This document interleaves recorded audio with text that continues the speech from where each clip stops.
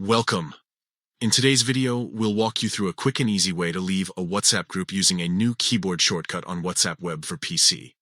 Whether you're decluttering your chats or simply leaving irrelevant groups, these steps will help you exit seamlessly. Let's get started. First, open WhatsApp Web on your browser.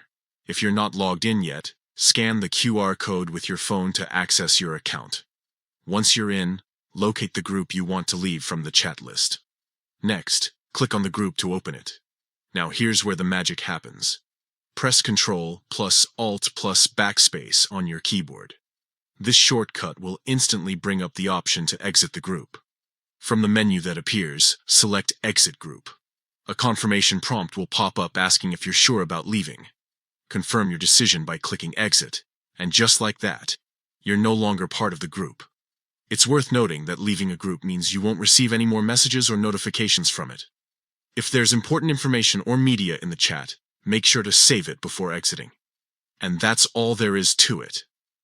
With this handy shortcut, managing your WhatsApp groups has never been easier. If you found this tutorial helpful, don't forget to like the video and subscribe for more tips and tricks. Thanks for watching.